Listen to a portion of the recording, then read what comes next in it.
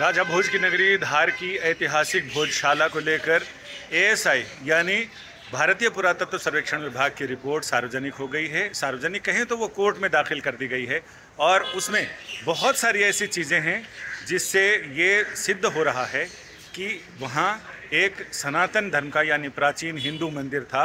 वहाँ पर बहुत सारी ऐसी चीज़ें मिली हैं जिसको लेकर एएसआई ने अपनी रिपोर्ट में दावा किया। हमारे साथ इस मामले में याचिकाकर्ता के वकील विष्णु शंकर जैन हैं। विष्णु, ये रिपोर्ट क्या कहती है?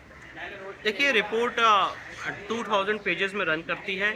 आज ऑनरेबल इंदौर हाई कोर्ट के सामने आर्कियोलॉजिकल सर्वे ने अपनी रिपोर्ट फाइल की है और बेसिकली रिपोर्ट के अभी हम कंटेंट्स का अध्ययन कर रहे हैं।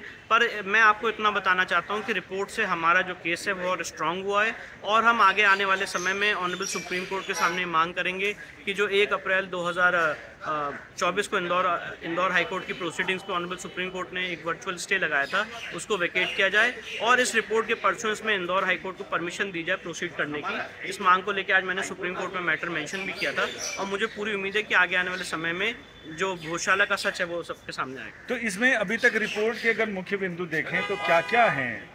देखिए, रिपोर्ट के मुख्य बिंदु क्या हैं उसमें अभी मैं ज़्यादा अभी क्योंकि उसका अध्ययन कर रहे हैं, आज ही ये रिपोर्ट फाइल हुई है तो we are going through the report and studying. पर मैं एक शॉर्ट में आपको इतनी बात ये बता सकता हूँ कि उस रिपोर्ट से ये साबित होता है कि एक हिंदू मंदिर का परिसर था, एक प्री एग्जिस्टिंग स्ट्रक्चर वहाँ पे एग्जिस्ट करता था जिसको गलत ढंग से एक मॉस्क का शेप देने की कोशिश की गई है।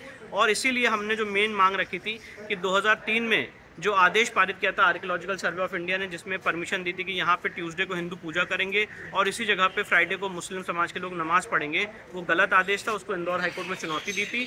और जो सेक्शन 16 ऑफ एएसआई एक्ट 1958 में लिखा हुआ है कि आप किसी जगह पे वो काम नहीं करेंगे जो उसके मूल स्वरूप के खिलाफ है, तो इस जगह का मूल स्वरूप एक हिंदू मंदिर का है। अब ये सारी बातें हम कोर्ट के समक्ष रखेंगे।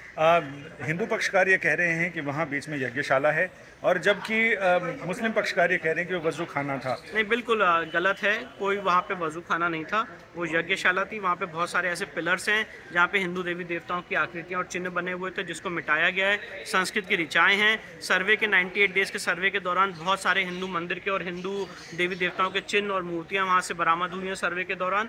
इसलिए कहना कि एक मस्जिद परिसर है और वहाँ पे वजू टैंक हुआ करता था, ये अपने आप में काल्पनिक बात है। और मुझे लगता है कि भोजशाला में जो एक अन्याय हुआ है अब उस अन्याय का अंत होने वाला है। हालांकि विष्णु शंकर जैन इस रिपोर्ट को लेकर बहुत सारी चीज़ों का खुलासा नहीं कर रहे हैं, लेकिन लीक का ज़माना है। रिपोर्ट लीक हो गई है और उसमें उस लीक रिपोर्ट में बहुत सारी ऐसी चीज़ें हैं जो ये बताती हैं कि चांदी के और तमाम तरह के सिक्के मिले हैं। इसके अलावा हिंदू देवी देवताओं की मूर्तियाँ मिली हैं। तो कुल मिलाकर बहुत सारी चीज़ें ऐसी मिली हैं जो इस बात की ओर संकेत करती हैं कि वहाँ एक हिंदू मंदिर था। अब ये देखना दिलचस्प होगा कि कोर्ट में जब उस रिपोर्ट पर चर्चा होती है तो चर्चा किस दिशा में आगे बढ़ती है। संजय शर्मा, दिल्ली आज तक।